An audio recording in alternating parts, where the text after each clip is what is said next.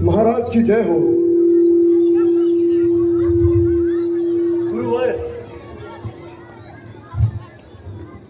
आपका स्वागत है। आपने क्यों कष्ट किया? मुझको ही बुला लिया होता। आइए, आसन ग्रहण कीजिए। गजब गजब, सितम सितम, अंधेर महाराज, घोर अंधेर। प्रजा पर ही लुटा करे और आपको कानो कान खबर ना हो। राजन, आपके गंगा पार के इलाके में राक्षसों ने बहुत आतंक मचाया है। दुहाई है महाराज, दुहाई है।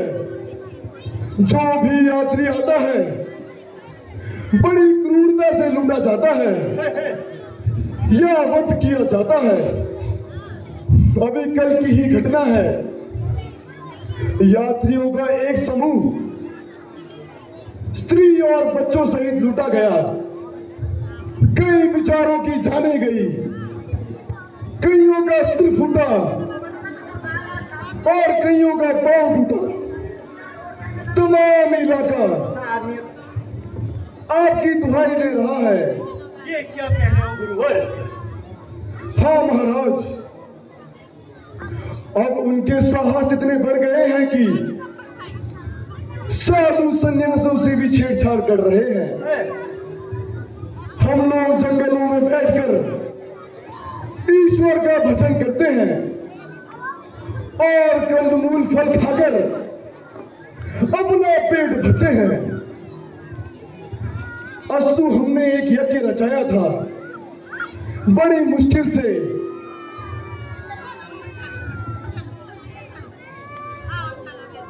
वो यज्ञ रचाया था, किंतु ना जाने वो राक्षस कहां से आ गए और हमारा सब किया कराया उजाड़ दिया।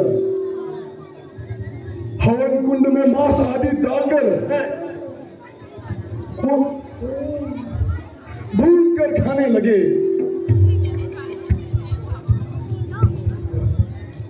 और हम फकीरों के साथ ऐसा हाल है तो दुनिया वालों का और बुरा हाल है। मेरे राज्य में यहाँ अंधेर नहीं, नहीं, ये कदापि नहीं हो सकता। जब मेरी प्रजा को इस कदर आधार है तो मेरे राज्य करने पर धिक्कार है।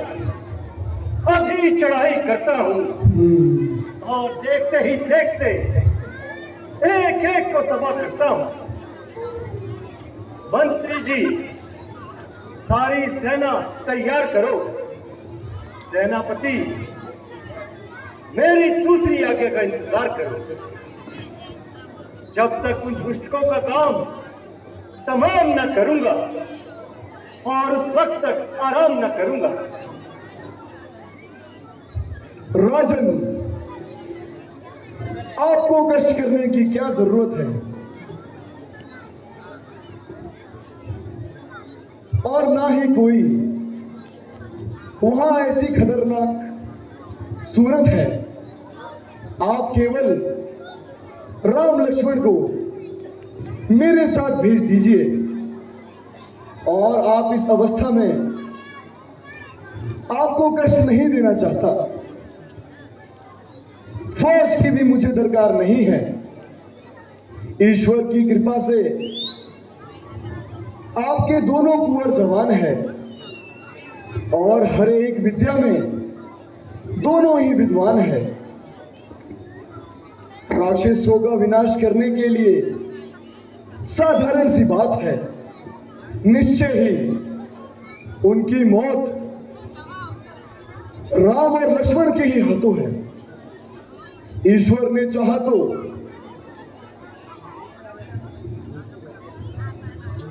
बहुत जल्द कुशल पूर्वक वापस पहुंचेंगे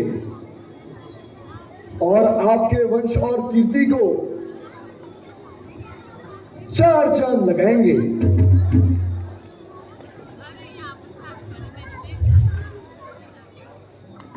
आपका कहना मुझे हर तरह से कबूल है, मगर आपकी यह हट बिल्कुल फिजूल है। मैं भला किस तरह गवारा करूं? बच्चों को तो युद्ध में भेजूं, खुद यहाँ बातें मारूं। राक्षसों से मुकाबला करना कोई तमाशा नहीं, और मारीच ऐसा कहाँ का पताशा है जो जाते समय उसे मुंह में डालेंगे और एकदम चबा देंगे। आप ऊंच नीच को अच्छी तरह विचार लें और एक बार फिर से सारी घटनाओं पर दृष्टि डालिए। आश्चर्य है, यदि कुल में ऐसे कायर फिरते हैं, तेरे जैसे के पास आकर हम हैरान हैं। तेरे पूर्वजों ने आज तक किसी ने भी विश्व की सहायता करने के लिए इनकार नहीं किया और अपने प्रजा की रक्षा के लिए जो कुछ निस्वार्थ किया। क्या रोहितांश रोहित चंद्र का पुत्र नहीं था? मगर तेरी तरह काम चोरी करना उनके पास इसका कोई उत्तर ना था। तुमने तो राजा दलीप की इज्जत को खाक में मिला दिया। उन्होंने भूखे जानवरों को अपने बदन का मांस खिलाया था और राजा यज्ञ के यश और कीर्ति का आज खात्मा हो गया, जबकि उनकी औलाद का ऐसा मलिन खात्मा हो गया। हाय हाय राजा, आज यदि आप जीवित होते तो ऐसी औलाद की सूरत देखकर बहुत लज्जित होते। मालूम होता है कि परमात्मा को यह राज अधिक समय तक रखना मंजूर नहीं।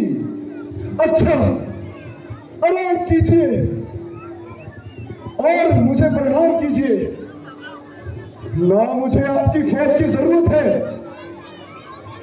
और ना आपकी पुत्रों की जरूरत है। जैसी बनूंगी बनाऊंगा, परंतु तेरे जैसे कायरों से सहायता लेने के लिए कदापि ना आऊंगा। ठहरिए मुनिवर, ठहरिए ठहरिए मुनिवर, ठहरिए। नाराज होकर यूं कहाँ जा रहे हो? आप भली प्रकार से जानते हो यह बच्चे महाराज के भविष्य के संतान है। महाराज का इसमें लोभ होना स्वाभाविक है, इसलिए महाराज को मैं समझाता हूँ और राम और लक्ष्मण को आपके समक्ष भिजवाता हूँ।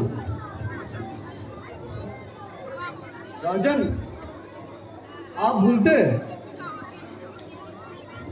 मुनि विश्वामित्र जन्म से ब्राह्मण नहीं है, किंतु वो एक क्षत्रिय है। यदि वो चाहते तो उन राक्षसों को पल भर में मिटा देते, परंतु इसमें अवश्य कुछ भेद है। आप राम लक्ष्मण को इनके साथ भेज दीजिए और मुनिवर को यूं नाराज मत कीजिए। गुरुदेव, दिल तो नहीं चाहता मैं अपनी उन आंखों की जोड़ी को दूर करूं, किंतु आपकी आज्ञा के आगे दशरथ लाचार है। मंत्री जी, आप जाइए, राम और लक्ष्मण को दरबार में लेकर आइए। ये किया गया महाराज।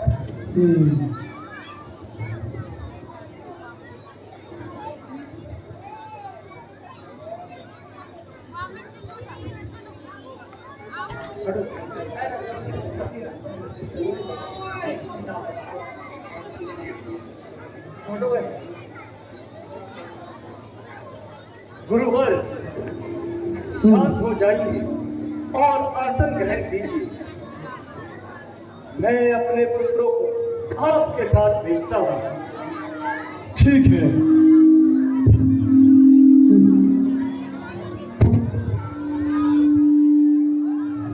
बोलिए मर्यादा पुरुषोत्तम श्री रामचंद्र की, लक्ष्मण भैया की।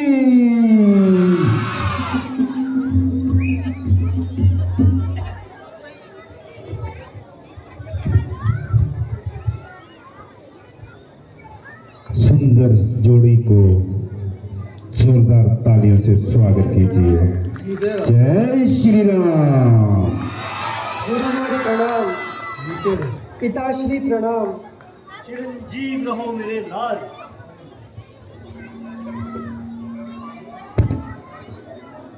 चिरंजीव रहो मेरे लाल।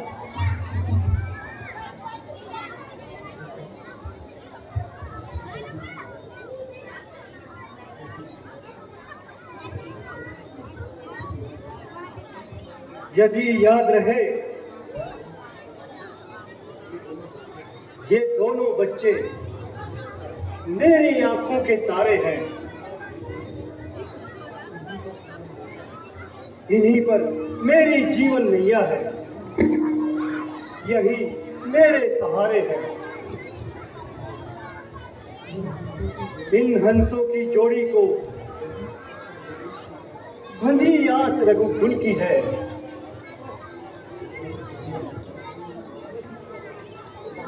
बचाना दुनिया में लाज अब रघुकुल की है। बेटा राम, आप मुनि जी के साथ जाओ और इनकी हर आज्ञा का पालन करो। पिताजी, राम आपकी हर आज्ञा का पालन करेगा। रघुकुल की मर्यादा का पूरा पूरा ध्यान रखेगा। मुनिवर के लिए मुझे जान पर भी खेलना पड़ा तो खेल जाऊंगा, किंतु रघुकुल की आग और आपके नाम पर भट्टा कदापि ना लगाऊंगा। अच्छा बेटा, जाओ और विजय पाकर जल्द ही वापस आओ। जैसी आज्ञा पिताश्री। चलिए मुनिवर, चलिए।